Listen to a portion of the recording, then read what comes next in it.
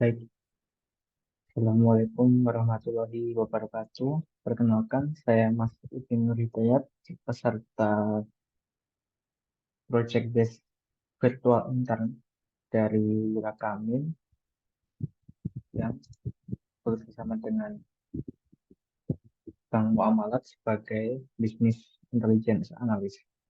Baik, di sini saya akan presentasikan hasil pengerjaan final task dari eh, virtual internship yang saya lakukan. Izinkan saya untuk share screen terlebih dahulu.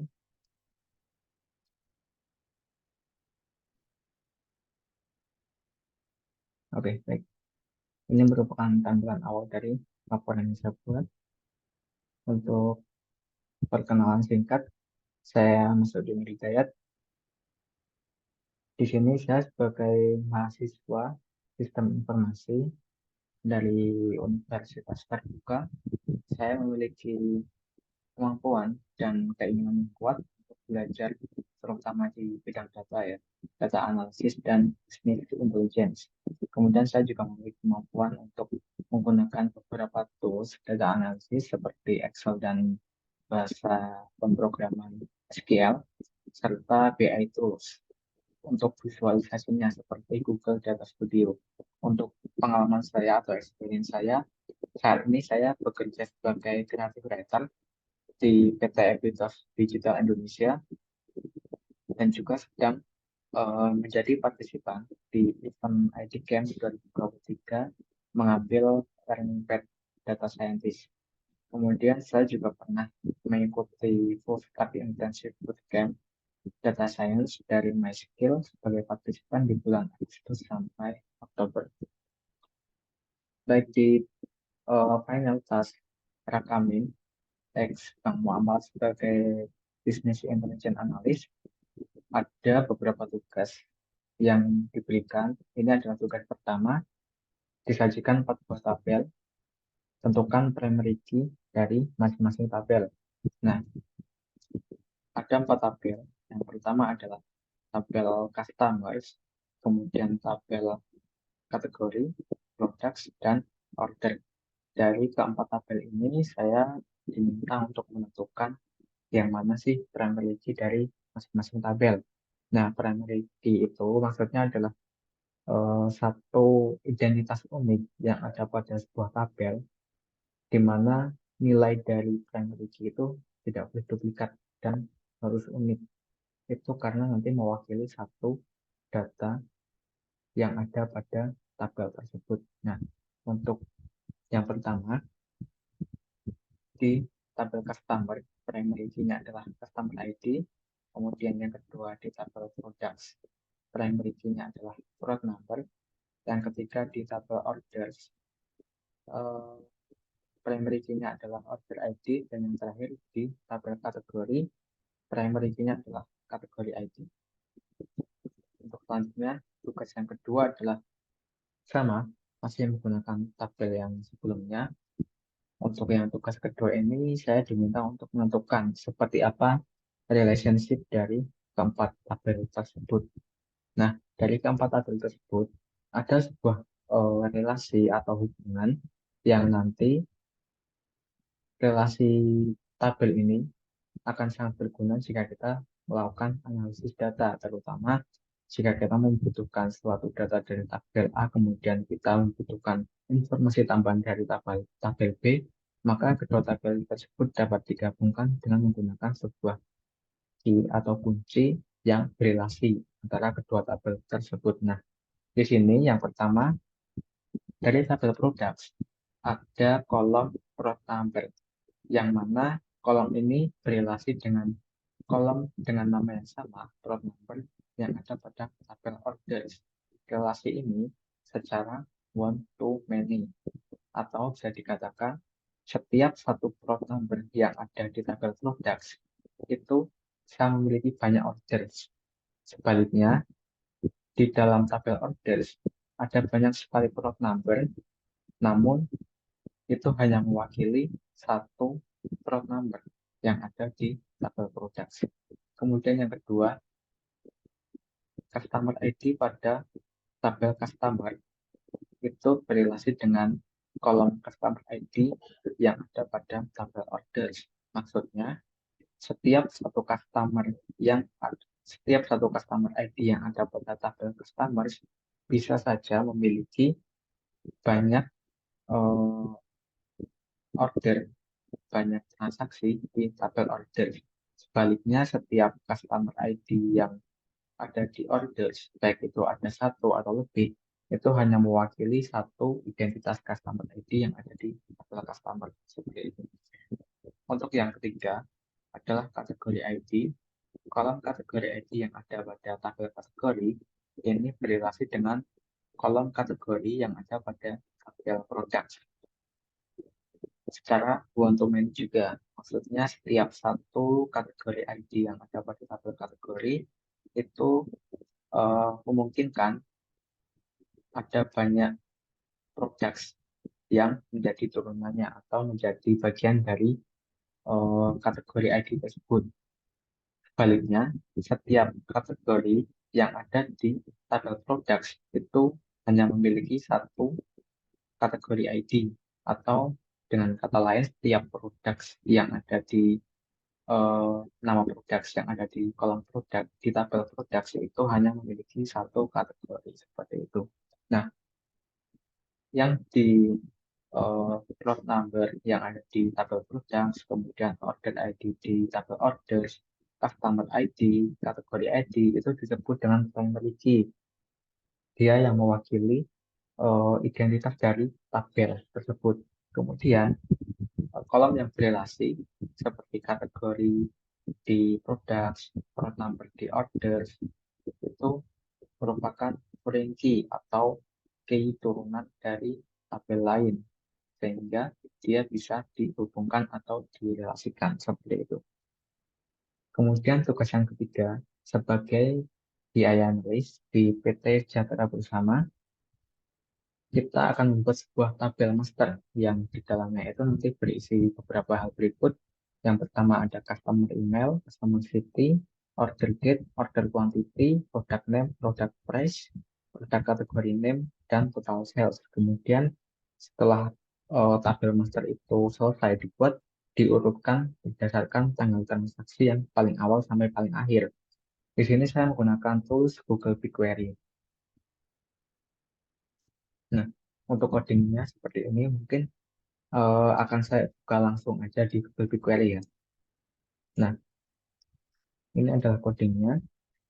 Saya menggunakan perintah select satu-satu. Ini untuk melihat di dalam setiap tabel itu komponennya apa aja sih, kolomnya itu apa aja sih. Kemudian eh, itu juga berguna untuk pemanggilan query karena nama di sini nanti menyesuaikan dengan yang ada di masing-masing tabel seperti itu.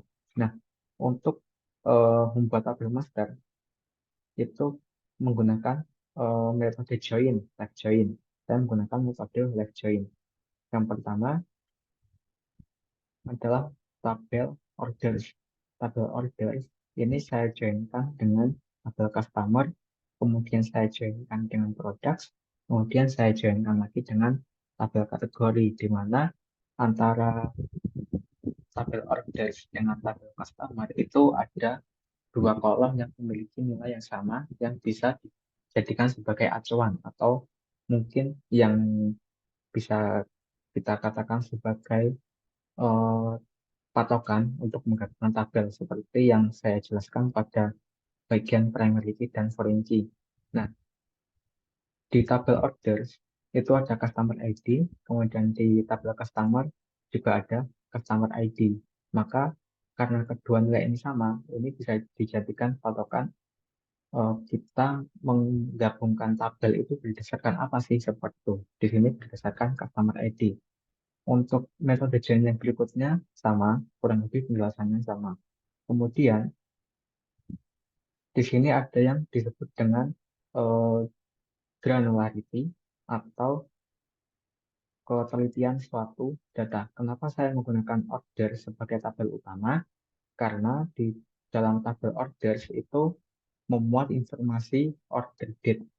Nah, order date ini merupakan data yang paling penting dari sebuah data transaksi, di mana itu nanti mencakup proses transaksi dari hari ke hari di sebuah transaksi tersebut seperti itu.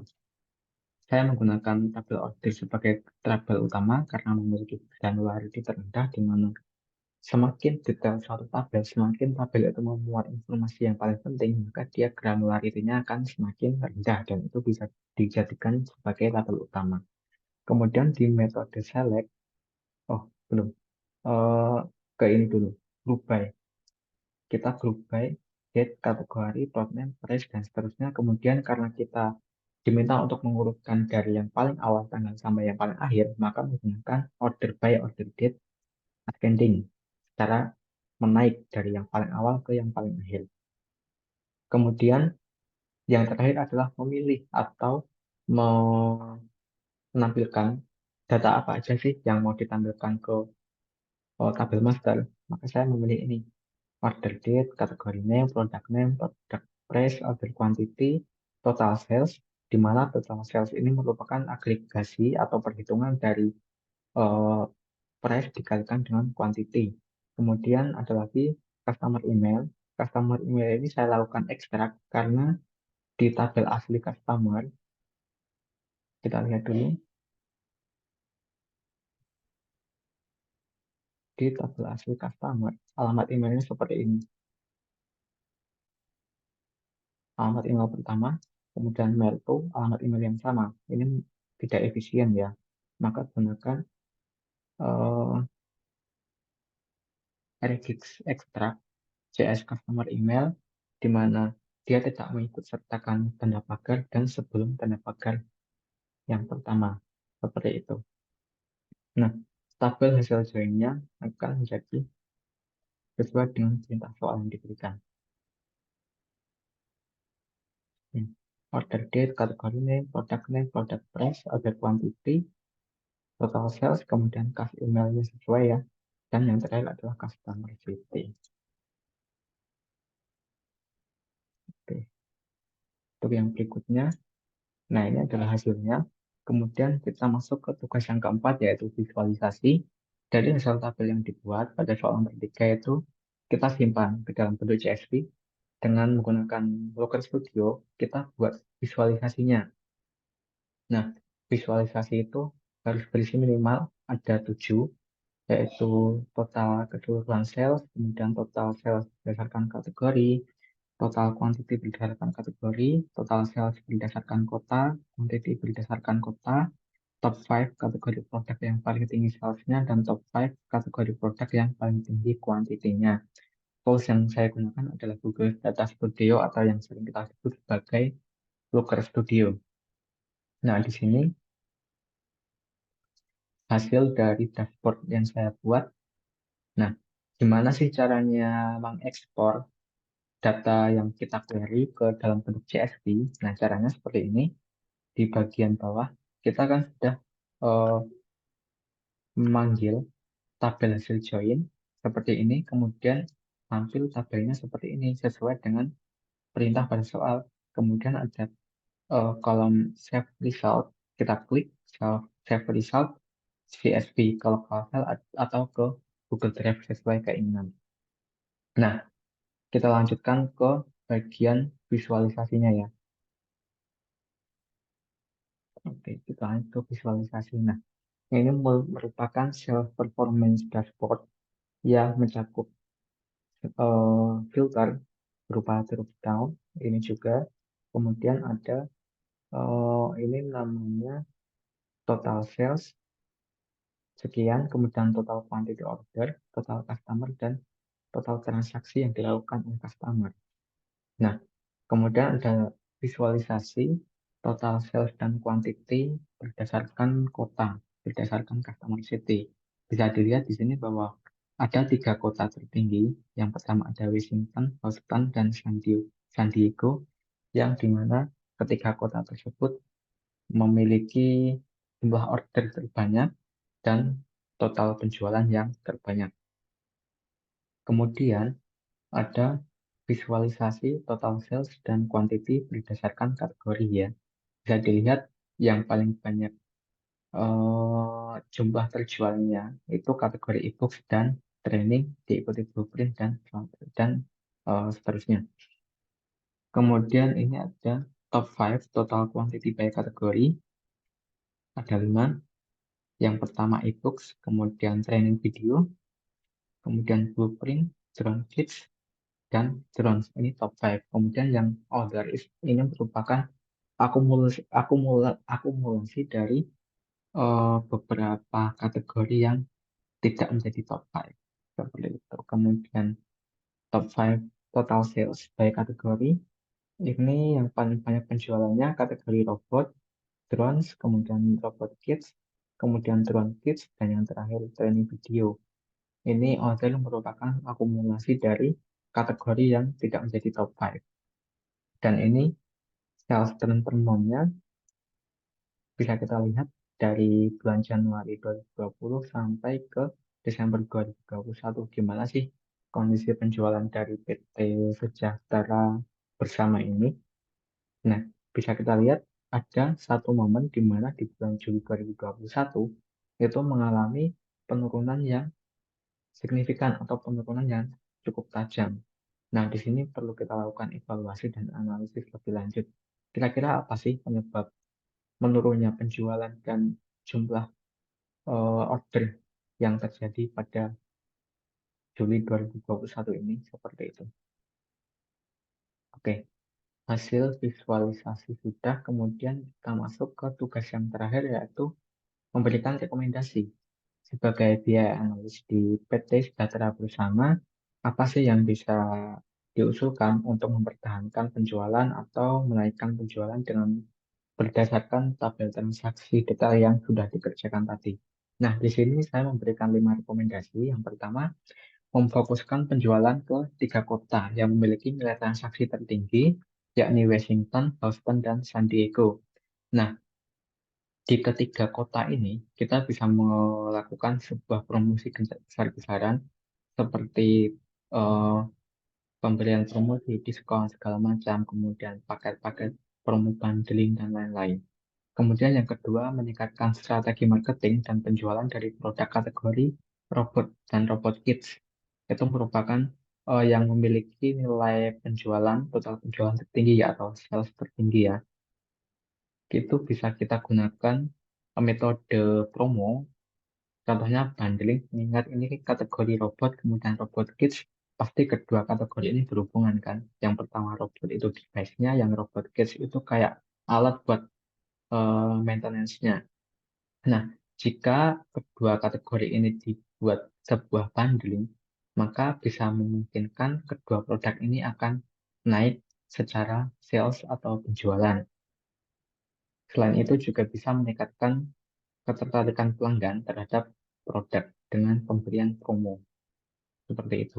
Kemudian yang ketiga, terdapat 3.000 sekian transaksi yang berasal dari 1.000 sekian customer, sehingga dipastikan satu customer mungkin melakukan order lebih dari satu atau dua kali. Nah, ini menunjukkan loyalitas customer yang melakukan transaksi di PT Sejahtera Bersama, di mana keloyalan customer ini bisa kita gunakan sebagai kesempatan untuk melakukan promosi berulang. Kita bisa memberikan reward, kita bisa memberikan promo spesial atau memberikan special offering ke customer yang loyal supaya tujuannya nanti mereka bisa melakukan repeat order yang kesekian kalinya sehingga memungkinkan kita untuk eh, naik secara penjualan dan minimal penjualan kita stabil dan memiliki pelanggan yang setia atau loyal seperti itu. Kemudian yang keempat adalah melihat jumlah order kategori e-books dan training video yang tinggi. Ini menjadi kesempatan untuk memfokuskan penjualan dengan menerapkan sistem bundling untuk mendongkrak penjualan di kedua kategori tersebut.